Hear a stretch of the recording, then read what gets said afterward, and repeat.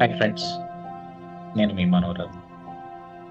ఇవాళ ఈ వీడియో ఎందుకు చేస్తున్నానంటే, చాలామంది ఫ్రెషర్గా స్టార్ట్ అయినప్పుడు ఎక్కడ స్టార్ట్ అవ్వాలి, ఏం నేర్చుకోవాలి అనే ఒక కన్ఫ్యూజన్ ఉంటుంది. సో నా అనుభవంలో నాకు తెలిసిన కొన్ని మంచి విషయాలు మీతో పంచుకుందాం అనుకుంటున్నాను. అందుకని ఈ వీడియో చేస్తూ ఉన్నాను. ఎందుకంటే నేను సాఫ్ట్వేర్లో ఒక 10 ఇయర్స్ నుంచి ఉన్నాను అండ్ టీచ్ చేస్తూ ఈ సాఫ్ట్వేర్ టీచింగ్ అనేది ఒక ఆల్మోస్ట్ 18 ఇయర్స్ నుంచి చేస్తూ ఉన్నాను. సో నేను అబ్జర్వ్ చేసింది ఏంటంటే, అప్పటి నుంచి ఇప్పటిదాకా కూడా అంటే సిన్స్ 2004 టిల్ టుడే మనం ఏ సాఫ్ట్వేర్లోకి వెళ్ళి దేని మీద వర్క్ చేయాలన్నా కానీ అట్లీస్ట్ మనకి కొన్ని ఏరియాస్ మీద ఐడియా ఉండాలి మనకి. అవి ఏంటనేది నేను సింపుల్గా చెప్తాను. ఒకటి ఏంటంటే, మీరు ఒక సాఫ్ట్వేర్ ఇంజనీర్ అవ్వాలి అనుకున్నప్పుడు మీరు ఫస్ట్ అయితే ఏదో ఒక లాంగ్వేజ్ని నేర్చుకోవడానికి ట్రై చేయండి. అంటే అట్లీస్ట్ సమ్ ఐడియా ఎంతో కొంత నేర్చుకోవడానికి ట్రై చేయండి. దాని ఫండమెంటల్స్ వీలున్నంత వరకు నేర్చుకోవడానికి ట్రై చేయండి. కొంత లాజిక్ వీలుంటే నేర్చుకోవడానికి ట్రై చేయండి. ఇది మొదటిది. రెండవది, ఏదైనా ఒక యుఐ అంటే యూజర్ ఇంటర్ఫేస్ రిలేటెడ్ కోర్సెస్ ఏదైనా చేయడానికి కూడా ట్రై చేయండి. అంటే ఏంటి, ఈ HTML, CSS, జావా స్క్రిప్ట్ ఇలాంటివన్నీ కూడా నేర్చుకోవడానికి ట్రై చేయండి. దీంతో పాటు మీకు కుదిరితే ఏదైనా రియాక్ట్ ఫండమెంటల్స్ కానీ, యాంగులర్ JS ఫండమెంటల్స్ కానీ ఇలాంటివి ఏవో ఒకటి నేర్చుకోవడానికి ట్రై చేయండి. అట్లీస్ట్ ఫౌండేషన్ అనేది, అంటే ఎక్స్పర్ట్ లెవెల్ కాకపోయినా ఫౌండేషన్ లెవెల్కి నేర్చుకోవడానికి ట్రై చేయండి.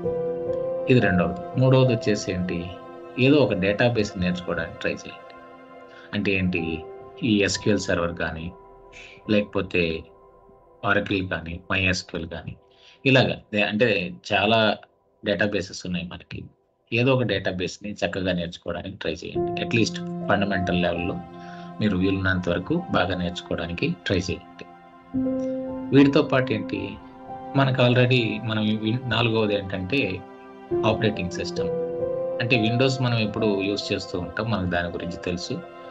మనం చిన్నప్పటి నుంచి దాన్ని వాడుతూ ఉంటాం కాబట్టి దాంతో మనకు పెద్ద పని ఉండదు. అంటే దాని గురించి పెద్దగా మనకి ఇబ్బంది ఏమి ఉండదు.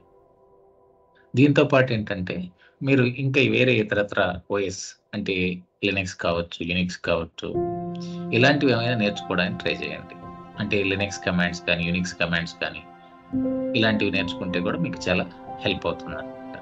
సో ఈ నాలుగిట్ల మీద మీరు ఒక అవగాహన తెచ్చుకోవడానికి, ఒక ఫౌండేషన్ క్రియేట్ చేసుకోవడానికి మీరు ట్రై చేయడం చాలా ఉపయోగపడుతుంది అనమాట.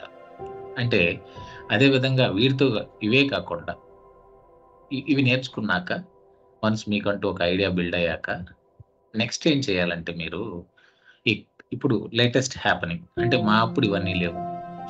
వెన్ వి గ్రాడ్యుయేటెడ్ ఆర్ మేము పీజీ చేసినప్పుడు అంటే MCA చేసినప్పుడు కానీ మా అప్పుడు ఇంత టెక్నాలజీ లేదు. కానీ ఇప్పుడు చాలా మారిపోయింది కదా. అందుకని చాలా కంపెనీస్ ఇప్పుడు ఎక్కువగా లేటెస్ట్ టెక్నాలజీ మీద కూడా ఎక్కువ అడుగుతున్నాయి. కాబట్టి క్లౌడ్ కంప్యూటింగ్ ఫండమెంటల్స్ కూడా నేర్చుకోవడానికి ట్రై చేయండి. అది కూడా మీకు చాలా హెల్ప్ అవుతుంది. సో వీటన్నిటితో పాటు ఇంకా ఏంటంటే, ఈ క్లౌడ్ కంప్యూటింగ్తో పాటు అంటే ఏదైనా అవ్వచ్చు, అజూర్ కానీ, లేకపోతే AWS కానీ, GCP కానీ, ఏదైనా పర్వాలేదు. ఏదో ఒక క్లౌడ్ కంప్యూటింగ్ టెక్నాలజీ నేర్చుకోండి. ఆరోది ఏంటంటే, సిస్టమ్స్ గురించి కొంచెం నేర్చుకోండి. మీ సిస్టమ్ అది ఏదైనా అవ్వచ్చు, లినక్స్ అడ్మినిస్ట్రేషన్, విండోస్ అడ్మినిస్ట్రేషన్, ఏదో ఒకటి ఎంతో కొంత నేర్చుకోండి. అంటే అట్లీస్ట్ ఒక ఫండమెంటల్ లెవెల్లో కొంత అవగాహన పెంచుకోండి. ఇది కూడా మీకు చాలా హెల్ప్ అవుతుంది. సో మీకు అర్థమవుతుందా? సో వీలున్నంత వరకు ఇప్పుడు మనం అనుకున్న ఈ 6 ఏరియాస్ మీద ఫస్ట్ మీరు కాస్త కాన్సన్ట్రేట్ చేసి నేర్చుకోవడానికి ట్రై చేయండి. అర్థమవుతుందా?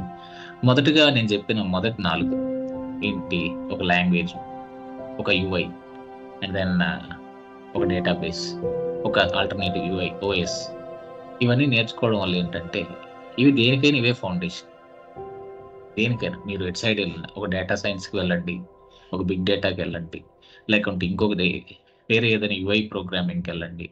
ఎటు వెళ్ళినా ఈ ఫస్ట్ చెప్పుకున్న ఈ 4 ఏరియాస్, ఫస్ట్ 4 ఏరియాస్ అనేవి మీకు ఒక ఫౌండేషన్గా ఎప్పుడు హెల్ప్ అవుతాయి. ఎందుకంటే మీరు మొదలవలసింది వీటి నుంచి. సో కనుక మనం చెప్పుకున్న ఈ 6 ఏరియాస్ కానీ మీరు కాస్త కాన్సన్ట్రేట్ చేసి కాస్త నేర్చుకోగలిగితే ఇవి మీకు చాలా హెల్ప్ అవుతాయి ఫ్రెండ్స్. సో ఇది నేను మీకు చెప్పాలనుకున్న సందేశం ఇవాళ. సో ఇదంతా మీరు వీలున్నంత వరకు దీన్ని మీరు అర్థం చేసుకొని నేర్చుకోవడానికి ట్రై చేయండి. ఇది మీకు చాలా హెల్ప్ అవుతుంది. ఇట్లు మీ మనోరామ్. Thanks for listening. మళ్ళీ ఇంకొక మంచి వీడియోలో మనం మాట్లాడుకుందాం. Good by.